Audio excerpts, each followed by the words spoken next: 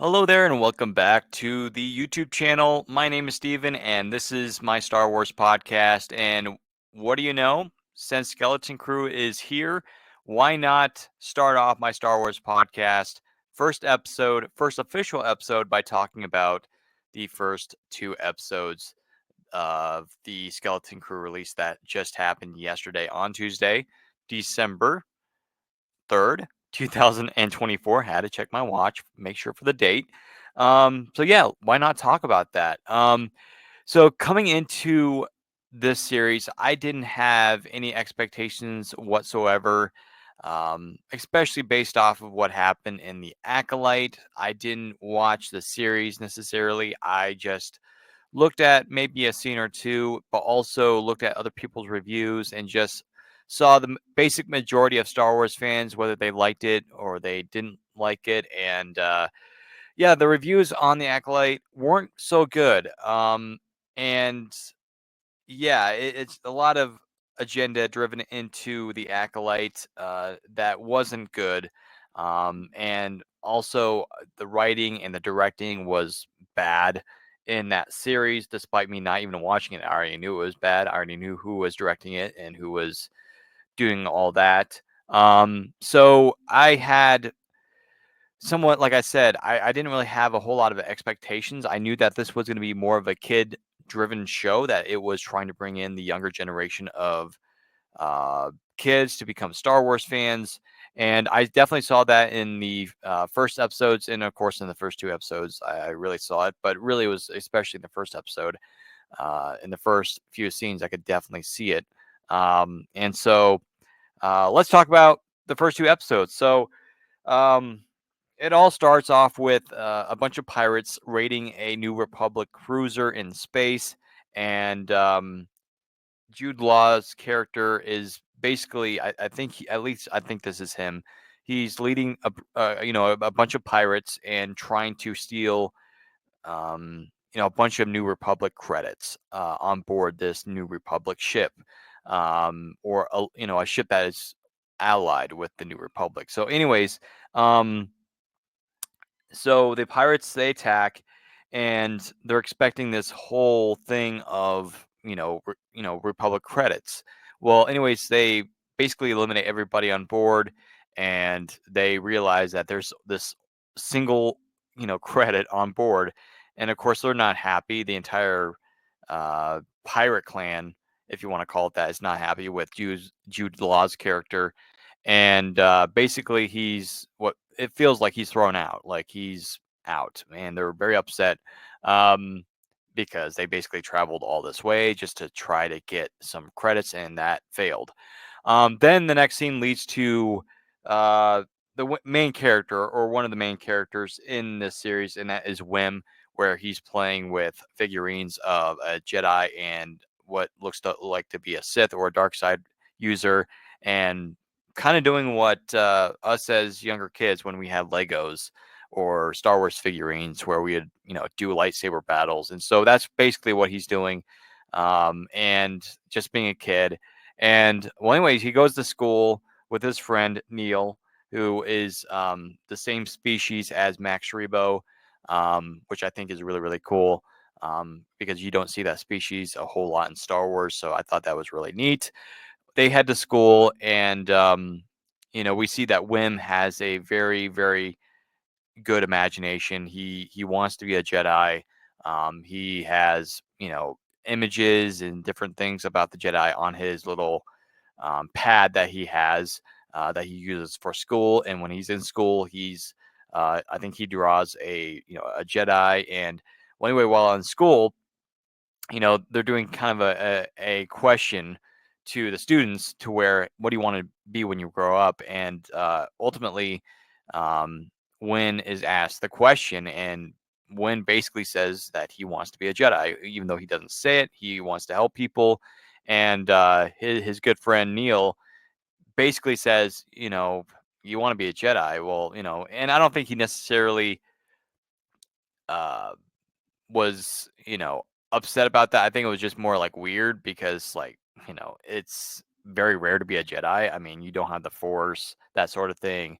Um, But I mean, the Jedi at this time they're not extinct because of course they probably know that Luke Skywalker is alive or it could be a myth, but for them it might be a myth as well. I don't know. We'll have to find out later in the series if they mention about Skywalker and the Jedi and Sith, which would be very interesting. But he wants to be a Jedi. Wim wants to be a Jedi. He wants to help people. And well, anyway, the connection between Wim and Neil is pretty cool in the first two episodes. I really like it. I'm curious to see how it's going to go throughout the series. Well, anyways, Wim is very much driven by imagination, and anyways, he wants to be a Jedi. He has different things on his little pad of Jedi temples and just Jedi lore, which is pretty cool because again, this series is all about bringing in that young generation. And I think it also harkens to some of us older Star Wars fans. Of course, I'm early in my early 20s, and I'm not a parent yet, and hopefully, Lord willing, someday I will be. But I think for the parents out there, when you're younger and when you were watching Star Wars for the first time, you can kind of understand. You were playing with Star Wars figurines, and after you've seen the original trilogy or the prequels, and you have Star Wars figures and just playing around with them, but also imagining if I was in the Star Wars galaxy, who would I be? That sort of thing. And so I think that's a cool little thing that they're trying to get, again, the younger generation involved in. I think that's great. That's what they should be doing. But also looking to the adults too, because we were all kids at one point. I think that's very, very important. Instead of trying to drive a narrative like what we saw in The Acolyte, that really has no place in Star Wars, because in Star Wars you're trying to tell a story, not politics, not an agenda, right? So, um, anyways, uh, there is, I think, a couple scenes of Wim's dad where um, his dad is kind of not involved. He's very, very busy working, and he's not very involved in his kid's life, and he's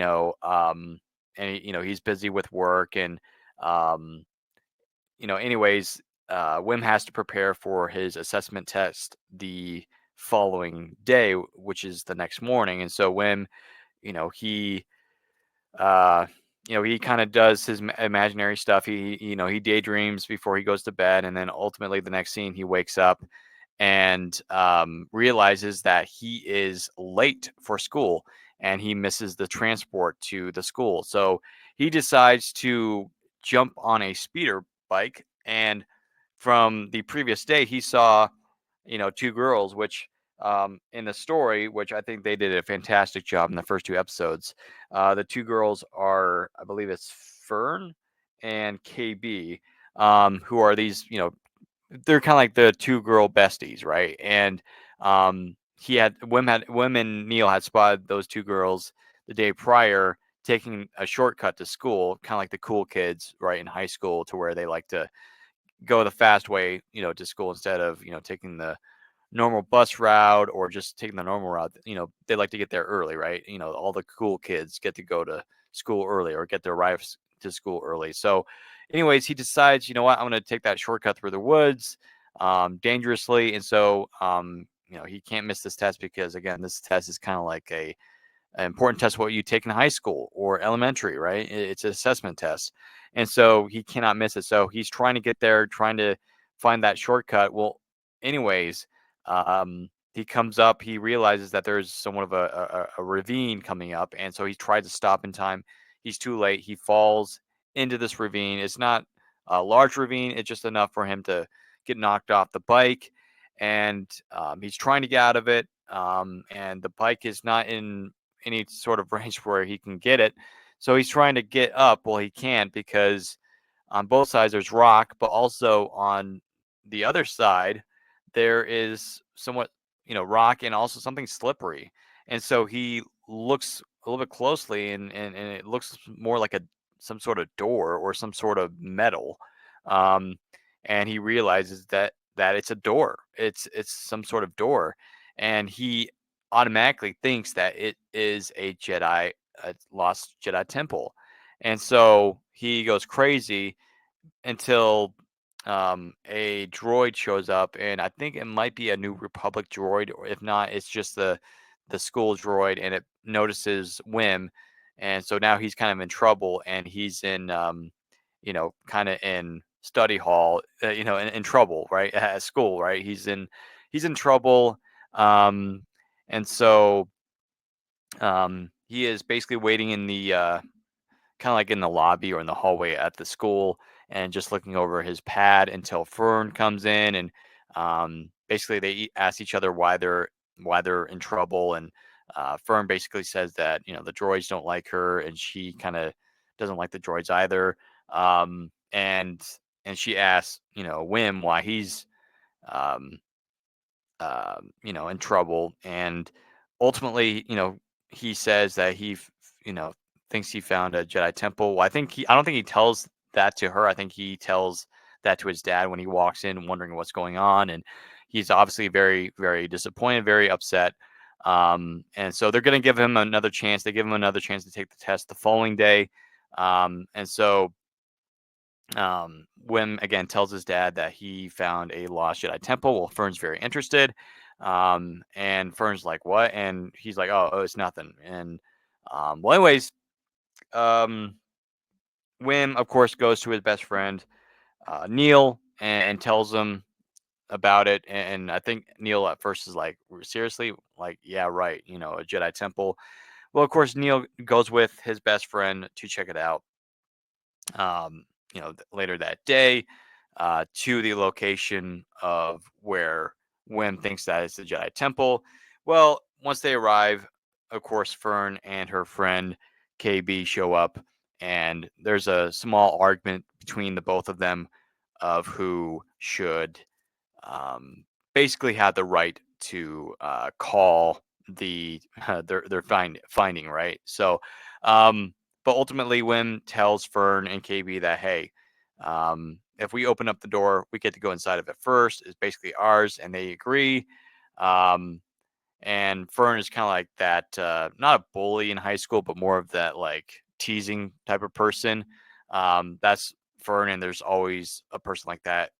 In school, every single school has one, right? Every single school has a Fern. Well, anyway, um, at least an hour or a couple hours pass, and is now starting to get dark.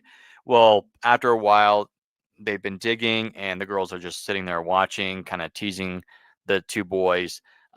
They realize that they're getting somewhat close, that they're actually making some improvement on potentially opening up this thing.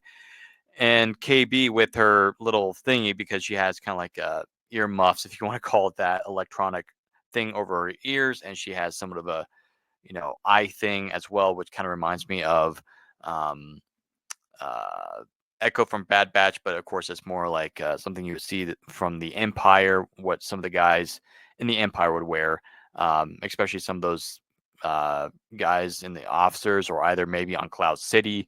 I think on Cloud City you would see like that guy that had the ear thing and had the thing on the back of his head, but this time she has it in front of her head with kind of like help her vision, I'm assuming. But anyways, she notices something, and so she finds this little panel that basically opens up the door. And so the kids are surprised and they look in and they're like, asking hello, that sort of thing. And then they decide to walk in, and right when they walk in and just like look, very briefly inside, they can hear Wim's dad calling for him, because Wim's father had just arrived from home from work rather late, and is looking for his son because he's expecting his son to be studying for the test the following day. And he's not there, so he's obviously looking for his son. Well, Wim is more of like, hey, let's check this out, and then we'll head back. So the three of them are not too sure about that, but they're just like looking around very cautiously. Where Wim is like, hey, let's do this. So they walk throughout the ship. They find the droid, who is seemingly what they think is to be dead. And Wim basically finds himself in the cockpit area, and Fern and everybody else is basically like, "Hey, let's head back." And I think that like the door closes, and I think they were able to potentially open up the door. If I'm not mistaken, I think at one point the door closed and they were kind of scared, but I think they might have opened it. I might be wrong, but anyways, Wim is like, he sees this little green button in the cockpit, and obviously, green button means, start up something, right? And I think the ship was basically in sleep mode, if you want to call it that. So, and Fern's like, don't touch anything. Well, of course, Wim decides to touch something, and he touches that button, and it starts up the ship. And all of a sudden, it's a really cool scene. The ship starts to, take off, and it's underground basically, and so it comes out of the ground, and it's a really cool scene. And a bunch of the trees in the area are falling. I mean, it's in a forest area, and so the ship starts taking off. Well, the kids are trying to get out. Once they get to the doorway where they entered, they're already several feet in the air, to where if they, try to jump or get out, they could potentially hurt themselves. So instead of trying to jump and risk it, they just, are having to wonder what the heck are they going to do? Are they going to try to land the ship? They're just kind of in shock. Well, Wim kind of goes on top of the ship as it's taking off and waves to his dad, and um, basically signaling for help. Well, of course, it's too late as the ship leaves and starts leaving the planet, and the barrier on the planet, which is very interesting. And I think it's um, kind of explains why not a lot of people, or hardly anyone in the galaxy, realizes that this planet exists. And so we'll find out, I'm sure, later in the series why that is the case. So anyway, the ship leaves the planet's atmosphere, gets into space, and then um, basically out of nowhere, the ship goes into hyperspace, and that ends episode one. And I thought episode one was very, very good, very interesting. I liked it. It wasn't like I was expecting something to happen. It was just more of me watching it for the fun of it, and I really enjoyed it. So episode one was good. And then episode two starts off with where they left off. They come out of hyperspace, and all of a sudden they hear this noise in the ship, and it is the dead droid that they had witnessed when they first got into the ship, when it was still on the planet of Aden, which is the planet of Wim and the kids. Well, anyway, the droid is basically looking for his captain, and they're like, "Okay, where's the captain? He's probably dead." And well, eventually, Fern basically tells that, and the Fern, with her personality, she of course tells the droid that she killed the captain, and so now she basically says, "I am the captain now." And the droid is like, "Okay, well, what do you want me to do, droid? Do you want me to get rid of these three other kids?" And I'm sure she was like, "Yeah, get rid of the two boys." But no, she's like, "No, just take us home, teach us how to fly the ship, that sort of thing." Anyways, um, so the droid kind of teaches them how to handle the ship and everything, um, and the kids, they're trying to get back home, right? They're trying to tell the droid, "Hey, we live, um, on Aden," and the droid is having trouble computing that. It's like, are you talking about? I think Aldani was mentioned, um, and I forget the other one, Alteron or whatever it was called. I think it was Alteron. Um, but anyways, he mentioned some planets, and they're like, "No, at Aden," and the droid's like searching, searching, searching. So, i- like in a lot of these maps, and again, this could be a really old droid, and again, we'll probably find out over the span of the series of, okay, who is this droid? How old is this droid? When was this ship crashed? When did this, droid, fall asleep? That sort of thing. Um, so we'll find that out. But as we see in the second episode, um, like nobody knows about Adam, and it's just a myth, right? It's kind of like in Jedi Survivor, Tanalorr. Tanalorr was just a myth for centuries, if not millennia, right? Nobody really knew uh, about it, unless a few people knew about it, but the few people that knew about it just thought it was a myth, because Tanalorr was only known to the Jedi. The only people that had actually known of Tanalorr and that had actually been on the planet were Jedi. So really, if you weren't a Jedi during the during the High Republic, Old Republic, you had no idea of what Tantalor is, right? And so people have no idea what Addon is. And I think it's and I think a lot of people are saying that it is somewhat of a code phrase or code name for a different name of the planet. So Addon might actually not be the name of the planet. It could be, but it might not. We'll have to wait and see. Well, anyways, the droid can't compute that, and so the droid suggests that he takes them to a starport to get where they can get directions to where they can head home. And so the kids agree to that.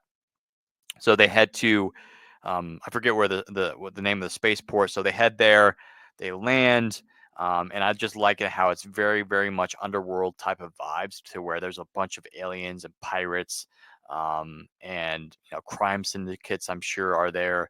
And so the kids arrive and they're looking around, and um, there's this cantina lady looking at the kids, somewhat worried, and she comes up to the girls, to Fern and KB, and telling them, why are you here? That sort of thing. You shouldn't be here. It's very, very dangerous. So she's being nice to the girls, and the girls are like, hey, we're just trying to find our way home. And this cantina lady, she's like, okay, where do you live? Where are you from? And they tell her where they're from at Addon, and she's like, no, seriously, where are you from?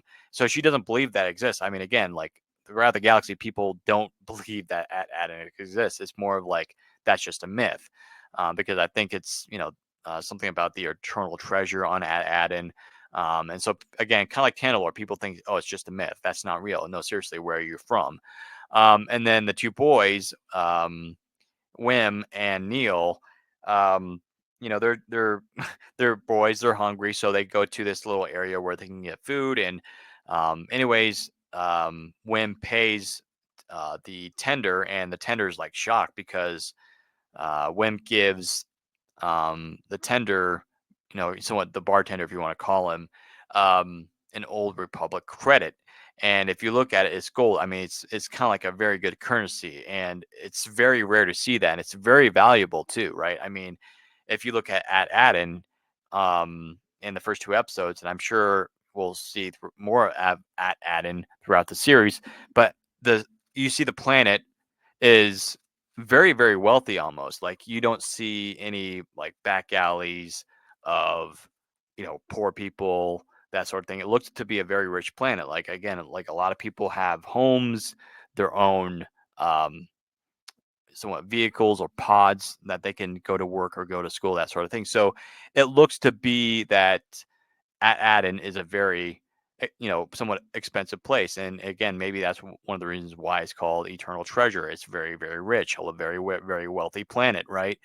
And for the father to give Wim all these credits for just lunch money for that week, that's insane. So um, Wim is very rich, and so the pirates are like, "Geez, like this is great." And then this tender is trying to get more of the credits, and then another pirate says, "Hey, he's trying to cheat you." And all of a sudden, there's a fight that happens, and Wim and Neil try to escape. And some of these pirates are trying to get the kids, and realizing where they're from, how they get these credits. And they tell the pirates, "Hey, we're from Addon. We just want to find our way home." And the pirates think it's a joke. They're laughing about it. They're like, "Yeah, right." They think it's funny. These kids they had no idea what they're talking about until there's somewhat danger, and it looks like the pirates are going to try to do something to these kids. Maybe make fun of them, push them around a little bit until the droid from the ship shows up. And I believe the name of the droid is, if I look online here, SM-33. He shows up, and it's a really cool scene where he just absolutely beats the crap out of a bunch of these pirates. And it's a really cool scene. And well, anyway, they eventually stun the pirates, kind of outnumber them, and they stun the droid. And the kids are trying to find their way back to trying to get back to the ship. And right before SM-33 was stunned, he was trying to tell the kids to get back to the ship, and the kids are like, "Well, we had no clue where to go. We don't know where, how to get back home." Well, now the kids are in trouble because the boss, or I think at least one of the bosses, we'll just call him Wolf Guy. I think there's an actual name for him. I don't have it with me right at the moment, but Basically, he commands them to put the kids in jail or in a cellar, right, for at least a day or two, um, until he can actually further question them of, what are they doing, that sort of thing. Well, anyway, the kids are taken to this prison or cell area, and the kids are worried. They're trying to figure out how to get out of there, how to get back home, and they're trying to figure out a way to get the key to unlock the door. Well, they're unsuccessful in trying to find ways to do that until they hear this voice in the cell with them, and it is Jude Law's character, basically telling them, "Hey, I'm I've been stuck in here. I'll let you out. Let's get out of here." That sort of thing. Um, I'll help you get back to your planet. I'll help you get back to your ship. That sort of thing. And the kids are like, who are you? Um, and then eventually he uses the force to grab the key, or what we think could be the force. He grabs the key, and takes off his hood, revealing his face. And Wim is like, "You're a Jedi," and that basically ends episode 2. And immediately after that episode, I was like thinking to myself, and I think a lot of people can agree with me on this, is he really a Jedi? And I think Star Wars Theory mentioned this, and I kind of agree with them. It might not be the Force, and here's why. Because again, it kind of reminds me of Kenobi, to where that guy, I forget again the actress, I forget not the actress, the actor, um, who had, he was pretending to be a Jedi and he used magnets, and Obi-Wan uh, found him out. Um, it kind of reminds me of that, and so maybe Jude Law's character is using, magnets to pretend like he's a Jedi, just to trick the kids into thinking, oh, we can trust this guy. Um, that sort of thing. Instead, maybe Jude Law is like, hey, I need you kids to help me on something, then I'll take you home, that sort of thing. I don't know. We'll find out. Again, this is going to be a series. Or maybe he is a Jedi. Maybe he was a former Jedi Padawan at the temple and he didn't complete his training. Maybe they thought he wasn't equipped well enough, or maybe he was too old. And so maybe he did get some training in, but not enough to make him, advance in training. And so maybe he was just abandoned and decided to become a pirate and to use his skills over there. That's also a possibility. But like I said, he could have a magnet trying to trick the kids, because I believe that's the only um, shot that we have from the trailers and so far in the series of him using the Force. So I think it's somewhat. I'm not going to say it's likely, but it's very, very possible that he's using a magnet. But again, like I said, he could be a former Jedi, or he could be just a Force user that has the Force but never was trained. And I'm very curious how they're going to use his character if he does indeed have the Force. Of, was he a Jedi in training? What happened there? So, anyways, like I said, so far the first 2 episodes, I have actually really enjoyed it. It's not blowing out of the water necessarily. It didn't really shock me or like, oh my goodness, this is so good. But it's definitely like somebody said on YouTube, it's a breath of fresh air after what happened with the Acolyte. The Star Wars fandom is not having good vibes right now. Let's just say that, especially after the Acolyte. Um, People were disappointed in the Ahsoka show, or at least some people were. And so, yeah, like we want to see good Star Wars content. I think we're so far, fingers crossed, seeing that so far right now in this series. And again, there's not really a whole lot of expectations because there's not a lot of hardly any characters that, we've seen before. These are completely new characters. And I think that's a good thing for Star Wars, because a lot of these shows, minus the Acolyte, have had characters that we know and love, right? Ahsoka, Anakin in the Ahsoka series, Sabine, we had Ezra, Thrawn, and Thrawn I thought was treated very weirdly in Ahsoka. So I so far I like it. I'm excited to see what they're going to do with it. Again, there's several more, episodes to come out. The next episode is coming out next Tuesday, so I'm looking forward to that. But overall, my thoughts on the first 2 episodes: thumbs up. I like it. It's both trying to bring in the kids, and also having the adults who were, several years ago when they were younger.